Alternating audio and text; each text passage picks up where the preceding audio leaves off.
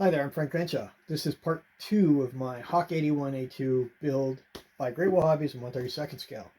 Last time I talked about the box, what was in the box. That was fun. Took 10 minutes and basically showed you a bunch of plastic parts and bags.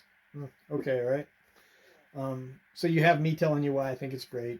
I told you about some features that I could see, but now I'm going to actually start getting into the nitty gritty of the actual build.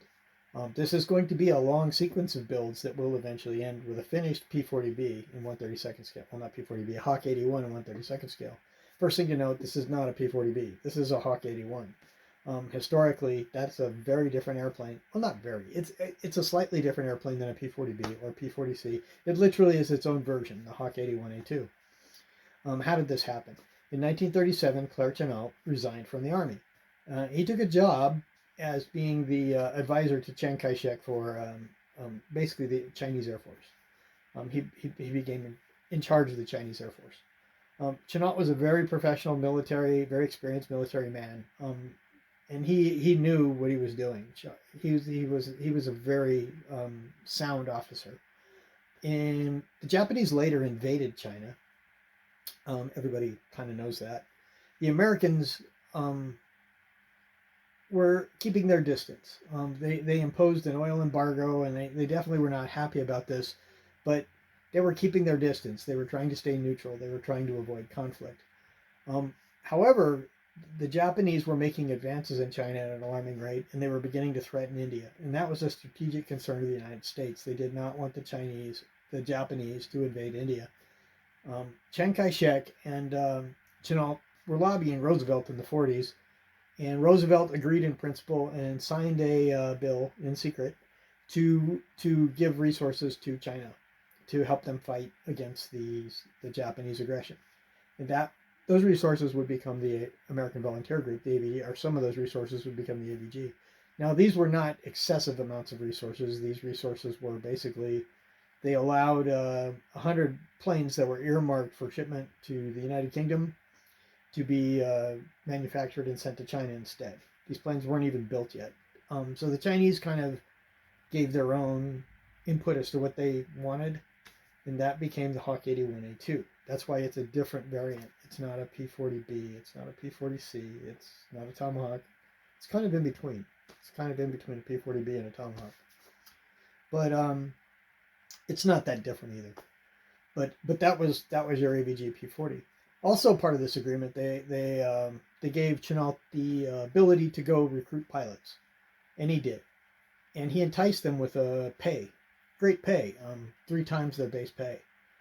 And many of them were just like, oh, heck yeah. The unfortunate thing is a lot of the guys that signed up had no experience flying fighter planes at all. Some were civilian pilots. They had no idea. They were not trained by the military. They had no concept of military fighting. All they saw was dollar signs, and they were like, oh, yeah, let's go. This will be an adventure. So basically, the P40Bs were mercenary. They were a mercenary company. They weren't particularly, they weren't there to fight for the Chinese. They were there to fight for the dollars. That's the truth. That doesn't mean they didn't appreciate the Chinese, but they were there for the money. So when the AVG got their aircraft in April of 1941, they began training. And that was hard because, China did not have the resources to provide for training like the United States did. And many of these guys had no fighter experience. So Chennault was given this ridiculous job of whipping this group of volunteers who were here only for money. And also they were hired. These people were not under any military obligation. They basically were, a job to try to whip these guys into shape and make them into a unit which could fight against the Japanese army, which at the time seemed unstoppable. At the time, the American forces were not really considered that great of a fighting force. The Chinese were far worse. It was a big job, but Chennault was up to it. He was a professional, and he did a great job of getting these guys trained. Unfortunately, because of the lack of experience, many of the aircraft that were sent over, the original Hawk 81 contingents, were destroyed. The pilots ruined them, landing them or taking them off, crashing them. in various ways because of unfamiliarity. They lost quite a few aircraft this way. A few people died, and more quit when they actually saw the hardships that awaited them. They quit. The food was bad. The conditions were near impossible. Disease, yellow fever, malaria. It was too much for some of these guys. But some stayed, and they became the essence of the AVG. Now, training continued. In November of 1941, somebody was reading a Life magazine article, and they found the photos that had been put out of the British in the desert. The tomahawks, their tomahawks had been painted with the shark mouths. You can see it right there, the shark mouth. Well, they thought that was super cool, so they immediately copied that. Now, this is just prior to World War II. If you look at photographs, if you look at photographs of the AVG, there are very few that exist prior to World War II. That being December 7th, when I say World War II, from an American perspective. There were not a lot of them, and those that are there, they don't have shark mouths on them. They're just these P-40Bs without, with the China markings and squadron markings, but there's no shark mouth on them. Not really that interesting. But then all of a sudden there's this flood of pictures of the AVG with the shark mouth. And there's another thing, this fuselage marking, a tiger, a leaping tiger with a blue banner. Well, that was commissioned by the War Department from Walt Disney Studios. That actually was created by Walt Disney. Now, these things were created as a decal on acetate, very thin plastic, and sent out, and they put them on the planes. Fascinating, right? How in the heck did they get them on the planes? Well, guess what they did? They dipped a brush in gloss paint, painted the area, stuck the acetate to that, and then painted over some more. And there you go, your markings on the plane now. That's all that is. So when you see these markings on an AVG P-40, the Tiger, they've just been painted into the fuselage with gloss paint. It's not a different color. It's literally just gloss paint. So that's something to keep in mind when you build your model. That's what that is. Very interesting. Okay. The AVG didn't fly combat missions until after December 7th. They were not ready to fight. They were still training when Japan bombed Pearl Harbor. They did their first combat mission in the middle of December. I believe it was like December 13th or maybe the end of December. But that's when they began to actually go into combat. And they had success. They actually did very well. They used tactics that were generated by Claire Chennault. And Chennault actually flew many of these missions himself. One AVG person once claimed that Chennault probably was the highest scoring ace of World War II. That's an interesting claim. What they're essentially saying is Chennault shot down a bunch of planes, but he didn't take credit for them. He gave those credit to other people so that they could get the money or whatever. But if that's true, that's pretty interesting. But that's a statement that was made by an AVG pilot. So something to think about. Again, the AVG is a very interesting thing. Well, anyway, the AVG fought on in continuing worse conditions, continuing low supply, really, really, a difficult, arduous war, and under impossible conditions against an enemy which was well supplied and well equipped, and they just held the line. The AVG was I guess they were disbanded in July of 1942, when you look at it from our perspective, I was born in the 1960s, and I was kind of raised on the propaganda of the era. So I know a lot about the AVG. I'd heard a lot about them when I was a kid. I'd watched the movies. I read Robert Scott's book when I was probably in 5th grade. I knew a lot about it, and I just the adventure, the visions of the adventures in China it's a very powerful thing for modelers of my generation. And for other people may not have this, but for my generation, this is a powerful time because of that. The truth of the matter is the AVG really was just propaganda that was just created after December 7th because there really wasn't any positive news. And so they focused heavily on the AVG. And that's why there's so much information available, pictures, movies, all that stuff, because they were really, trying to give the American public something good to feel about. And the AVG literally was the only good thing that was going on in the American war prior to, June of 1942. Now, after June of 1942, the war had taken a turn, bigger things were going. People had largely forgot about, Midway was happening. The AVG just kind of sort of fell into, I guess, the wake of history. A fascinating story, a very interesting story, but a very short-lived unit that has one of the more interesting stories of World War II. All worth making a model. So that's why I really like the AVG, and that's why I'm able to leverage my knowledge of what I know to help me build this Hawk 81. And now I'm going to get into the actual nitty-gritty of building this Hawk 81. So let's go have a look, and let's go see not what's in the box, but let's see how some of these parts fit together.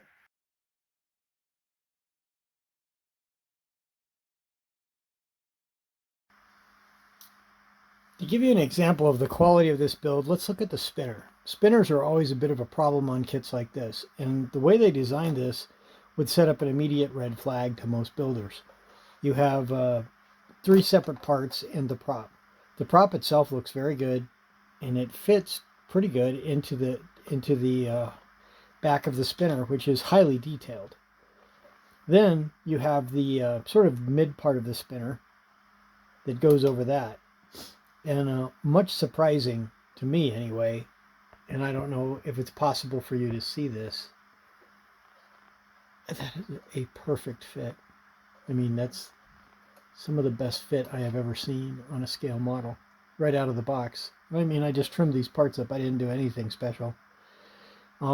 Lastly, the spinner cone goes on, and it is likewise a perfect fit. So the spinner checks out. We're not going to have to do any work but paint this thing. Let's have a look at the nose. This is the closed cowling version of it, and you can see the exquisite fastener detail for the nose panels. But the fit is outstanding. I've just put a few pieces of tape to hold this together for this demonstration. There's the spinner plate, and it fits really well as well. Overall, this is just an incredible fit. So let's stick that nose cone, or that spinner, the prop assembly, onto that. And I showed you how well that fit. And well, the nose is trying to fall off because none of this is glued together. But that is exquisite fit. I mean, that's near perfect when you consider that's the sort of place that kits normally give you trouble. The fuselage halves are molded very well. The details are, as you can see, exceptional. And I believe they're highly accurate based on plans I've looked at. I haven't laid them out on the plans and triple checked everything, but I'm going to guess that based on the amount of effort they did to get this thing right, that they're going to be pretty good. One of the things that I really like is the side of the fuselage goes all the way to the wing, and that's exactly how the real one was built. And then this cutout right here is for a wing fairing, the aerodynamic fairing that fares in the wing and the fuselage. The reason I like this is because the inside of the cockpit then is the absolutely correct depth and width. And this is important on a P40 because it's pretty obvious that the bottom of the cockpit is actually the top of the wing. So in this case, the bottom of the cockpit actually is the top of the wing.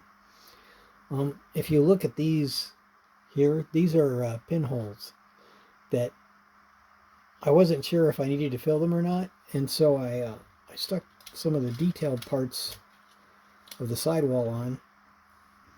And even though it's not super easy to see, you can see some of the pinholes. And when you paint it, whether it's possible you could actually detect that there's pinholes there. I wouldn't necessarily bet on it, But if you really feel like that's an issue, they're pretty easy to fill. But there are more pinholes on the sidewalls, but the ones that I've marked with X and a Sharpie, those are the ones that you might be able to see when the model's assembled, so they need to be evaluated carefully. The other sidewall is equally well molded, and again has a couple of places where pinholes might be visible. Now this one down here is sketchy because by the time you put the seat in, I don't think you'll even see that one. But technically, you can see it through the framing. That one right there, maybe that one right there. That's also near the front of the cockpit where the windscreen is. So maybe it's hard to say. This one might actually be behind the instrument panel, but you might want to check. The fuselage fit is outstanding. The next thing that needs to be evaluated are these wing fillets, and this would be a spot that when I looked at them on the trees, I was worried that these very well could provide to be an issue in this build, because they're separate parts and they fit in very specific slots. And a lot of times when you have these kind of details, you always get a little nervous, even on Tamiya kits. But that's some of the best fit I've ever seen. That fillet fits in there quite naturally. And again, a perfect fit. The benefit of these fillets, these wing fillets, is I don't know if it's seeable, but there's detail on the underside of these wing fillets that would be impossible for them to mold correctly because the molds have to pull apart. And so by doing this, they've allowed for it to be incredibly well detailed all the way around.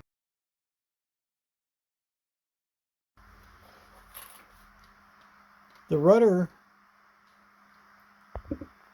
or not the rudder, but the vertical stabilizer and the horizontal stabilizers are very exquisitely molded and detailed, as you can see here. And this part fits together quite amazingly well.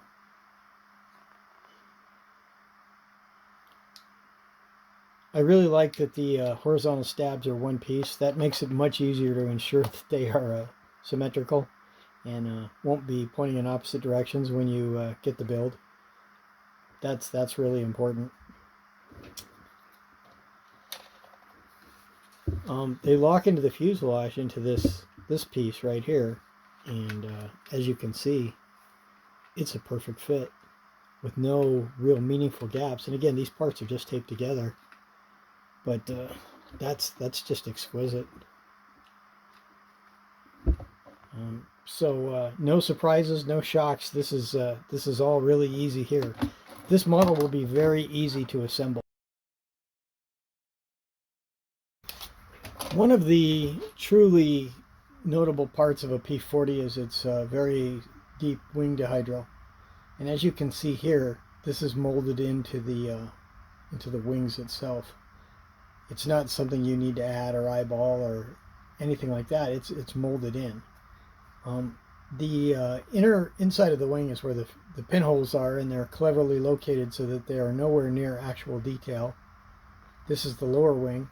These longitudinal reinforcement pieces give the wing rigidity and strength so that it won't squish when you pick it up by the wing, and also lock in the straightness. It's a really good design.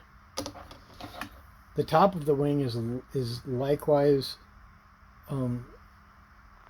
covered with these longitudinal strips, but notice that the top of the flap well has no pinholes in it, and if you look very carefully, perhaps you can see the raised rivet detail that's very, very carefully in them.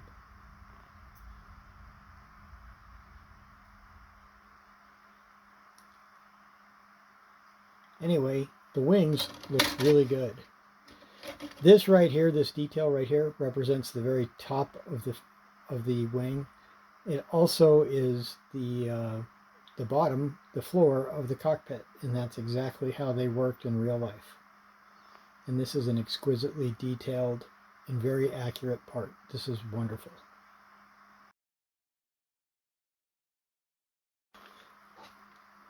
The wing joined to the fuselage, again, no surprise, a really good fit. There are some kind of maybe wider seams where they joined. This is actually not bad right here. This right here might need to be refilled and puttied, rescribed, but it's not bad. This is still a really good fit, and I guess no surprise either. This kit right here so far is fit together absolutely perfectly. This will be one of the easiest to assemble kits you'll ever get your hands on.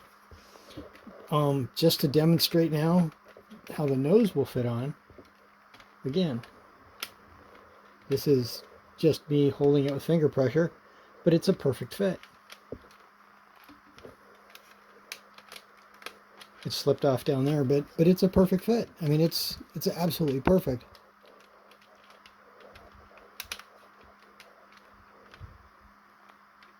There you go. Perfect fit. So that's a real quick look at this kit. And as you can see, it not only has some very innovative features, it has some just perfect, near perfect, engineering. This kit will be very easy to assemble and will not provide any sort of surprises as you assemble it. I am going to continue to make sure as I assemble this kit, though, that I'm very careful that I don't introduce errors that cause this fit to go wonky. I'm going to make sure that I'm going to actually assemble this kit much like the real airplane was assembled. I'm going to build the wings. I will do that separately. Then I will do the fuselage, and I will do that separately. I will not glue this part in until I'm ready and I have this part correctly built. And those will all lock together good, because I want it to look really good with the cowling. But I guess the next phase of this particular build is to start to work on actual building. So the next video will actually start the building process. This ends my at least initial testing of this for dry fitting, and it's been a real pleasurable experience, because this kit I have to say this kit is darn near perfect, and I'm really excited to get into the meat and bones of it. All right, we'll see you next time. Thanks for watching.